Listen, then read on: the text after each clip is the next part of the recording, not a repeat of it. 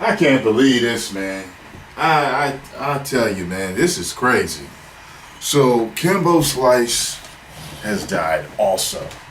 I didn't even know that the man was sick. You know what I'm saying? I'm looking at this article here on ESPN. And first, I like to say, I saw a few of your comments, and some of y'all were like, "Man, they ain't even covering his death," And of course, it's because of Muhammad Ali dying so soon next to him, and Muhammad Ali died first.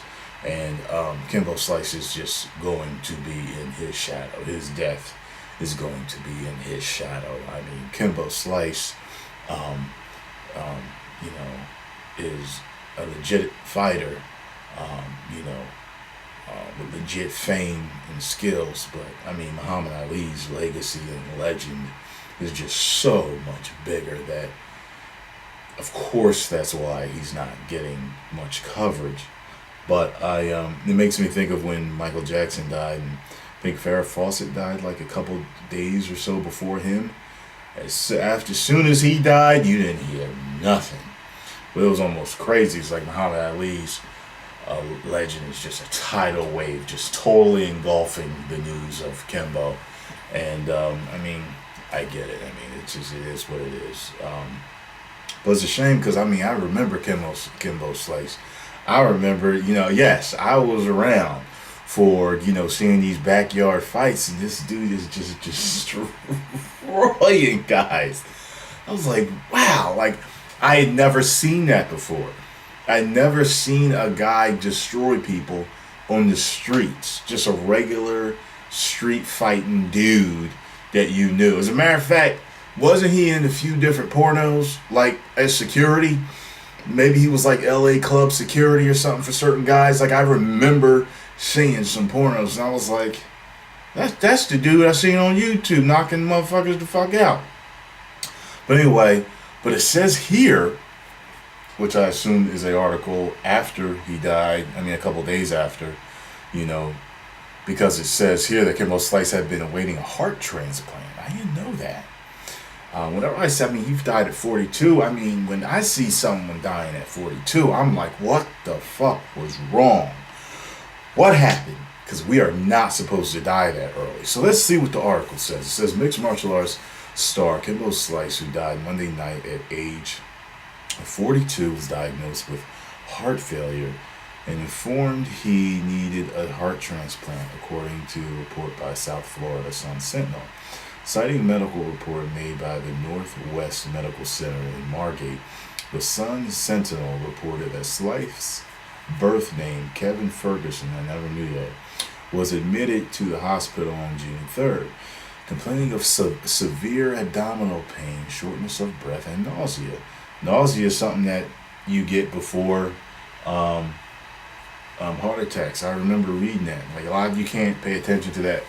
You can't think, well, it's only the left arm pain and chest pain, because sometimes it's actually like a jaw pain or it's nausea, sweating. It says the reporter states Ferguson was placed on a ventilator in intensive care and was scheduled to be transported to Cleveland, where he would be placed on a donor's list. Trauma and foul play are not suspected in the fighter's death. Okay. Mike Ember, Slice's longtime manager and childhood friend, confirmed to ESPN.com that Slice entered the medical facility on June 3rd. According to Ember, Slice appeared to be doing well until Monday, when the situation turned. He went to Germany around March and got really sick while he was there. Ember said, "I don't know what he thought it was, but he felt sick. On Friday, June 3rd, he had bad chest pains and went to the hospital. I went in and I visited him Friday, and he seemed okay. I didn't feel like I was going to lose my friend in 2 days by any means. He seemed concerned, but he seemed all right. I talked to him that Saturday and Sunday, and he was still in the hospital. I said something's not right. On Monday, his wife called, I didn't know he was married, and told me he had stopped breathing. Oh man, so that's, I guess, when they put him on the ventilator. Oh, Slice was scheduled to fight James Thompson at Bellator 158 on July 16th in London, but according to Mike Brown, his head coach at American Top Team, Slice had intended to withdraw from the event. I'm sure the way he was feeling. He had a few things going on, Brown said. He had crazy hiccup problems and he had high blood pressure. He also had a problem that had something to do with his gallbladder. We had talked about him pulling out of the fight. That's what he was going to do. I don't know if he had done that officially yet, but a decision had already been made not to fight. Slice fought once already this year in February, knocking out longtime rival Dada 5000, birth name Dafir Harris, in Houston. The bout was later changed to a no contest after Slice tested positive for anabolic steroids and an elevated testosterone ratio. That they can cause enlarged heart. Slice was born in the Bahamas but grew up in Miami area. He came to prominence through participating in backyard brawls, which generated millions of views. He transitioned into professional mixed martial arts in 2007 and delivered massive television ratings throughout the extent of his career.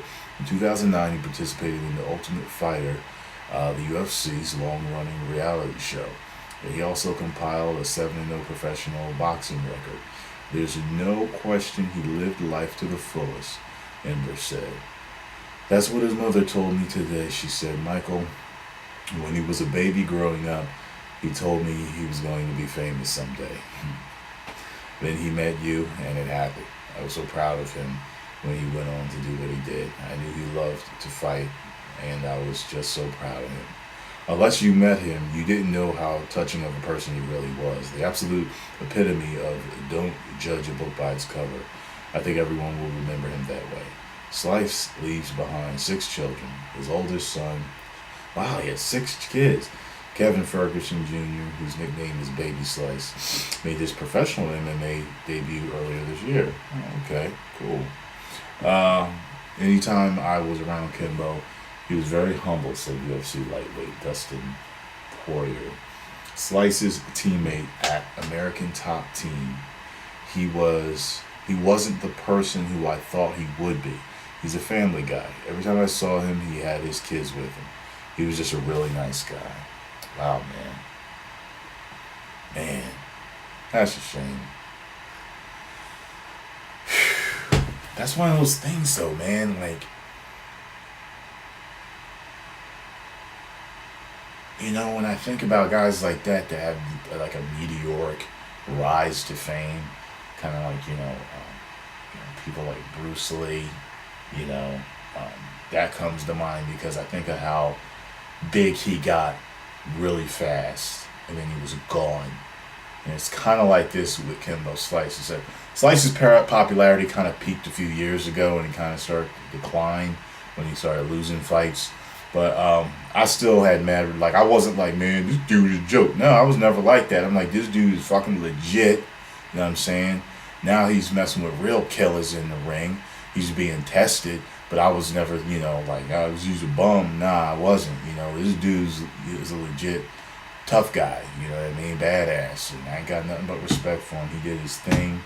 And, man to man, that's respect right there. But he was able to achieve his dream before leaving this world. And I think that speaks volumes, So post your comments down below. Let me know what you all think about Kimbo Slice's death. All right, y'all.